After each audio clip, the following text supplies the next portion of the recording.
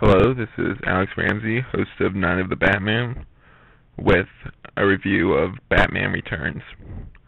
Now, first, before I start the summary and the actual review with the pros and cons and all that good stuff, let me start out with a brief, just my brief thoughts about it. This is a movie that, when I was little, due to some of the, let's just call it content of it, my mom wouldn't let me watch it, and now rewatching it, I can see why. It's much darker than the first movie. Basically, after the huge success of the '89 movie, many of you may know this, they basically gave Tim Burton, they said, alright, you've proved yourself, we'll let you do whatever you want with the next Batman movie. And he went all out.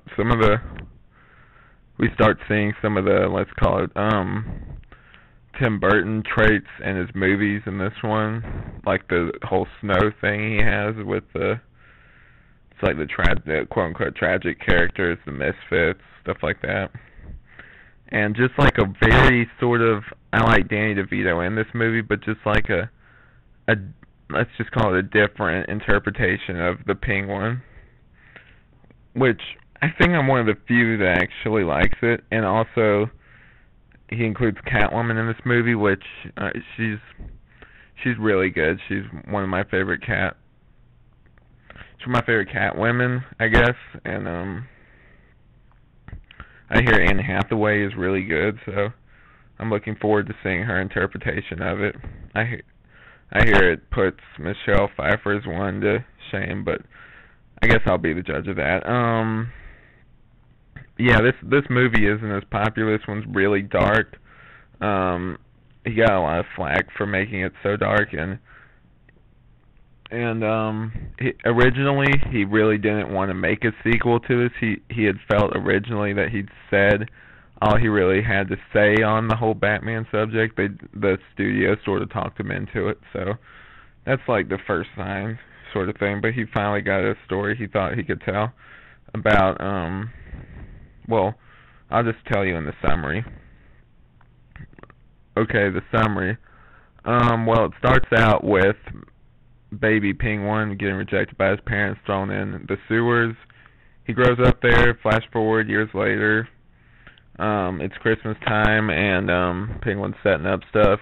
Cut to one of the other villains in this, which is Christopher Walken, which he's awesome in any movie. He's one of my favorite parts of this movie. He plays one of the tycoons there, and it sets up that he's very egotistical and everything, and he's having some sort of meeting with Bruce Wayne, which I think is very interesting because Bruce Wayne, we didn't really get to see that side to him last time. He has to do business related stuff, which we didn't really get to see a lot of in the last movie.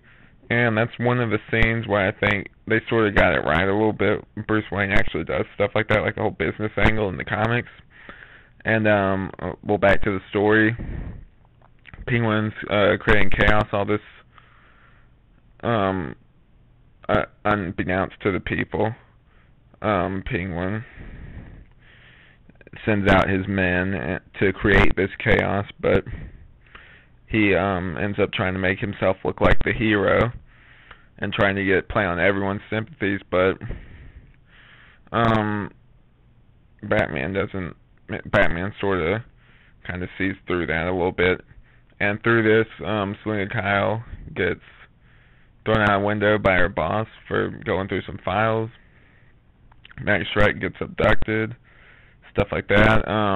She comes back as Catwoman in a bizarre scene involving cats that I'll let you watch for yourself.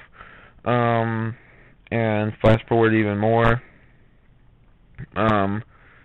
She ends up becoming this vengeful Catwoman, and Penguin unsuccessfully runs for mayor, but fails miserably when Batman ends up recording some of the words he used earlier when he hijacked the Batmobile and throwing them back in his face.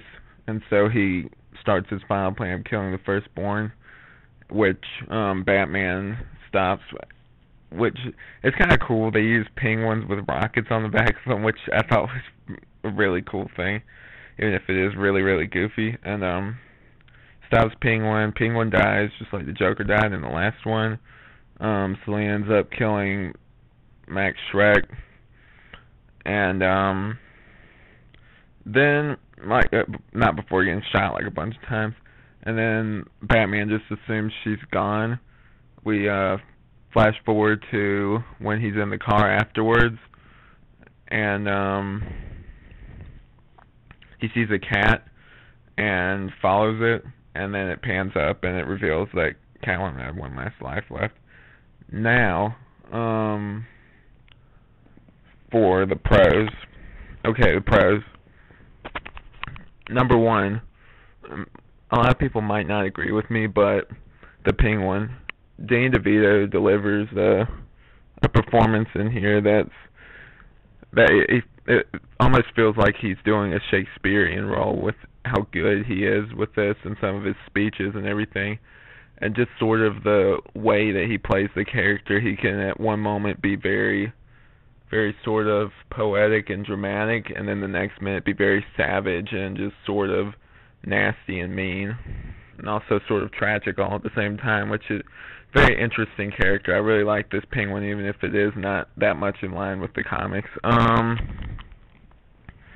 They actually followed at least character design wise this sort of look with the webbed hands in the Batman animated series, which I thought was interesting. Catwoman, she was great. Michelle Pfeiffer was great in this role. She was amazing. She her character, the way she played it perfectly.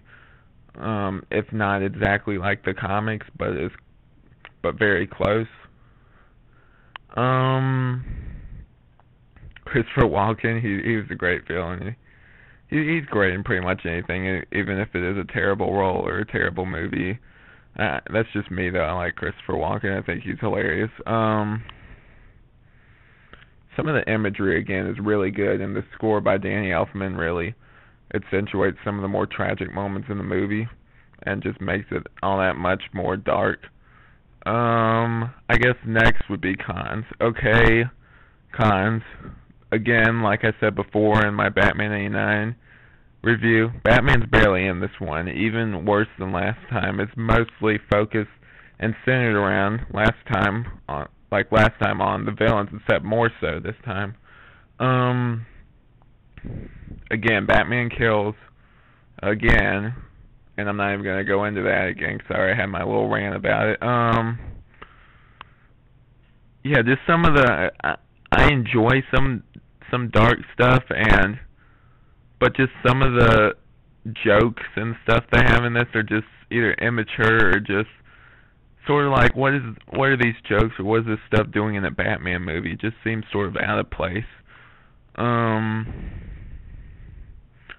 I think the scene at the end when Penguin dies is when he's like, that black stuff's coming out of his mouth is just unnecessarily gross, and I didn't really see the point to it. I mean, they could have done it different ways, but I still like this movie. I couldn't think of a lot of cons besides that. I mean, I enjoy this movie a lot more than I think other people do, and I don't think it's just because that's the one I sort of remember growing up. I guess if I were to rate this, I would give it a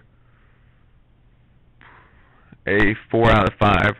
I enjoy this a lot more than I do 89, and even though it does have its flaws, I just enjoy it a lot more. The characters are more interesting, and it's a little darker, which I like, but there are some weird parts to it that I don't enjoy all that much. Well, that's Batman Returns. I hope you enjoyed it. If you haven't yet, subscribe, comment. If you'd like me to review something else Batman related, let me know, and I'm sure you're looking forward to the next Batman movie. I'll have Batman Forever up very soon, and I hope you enjoyed this. Okay, so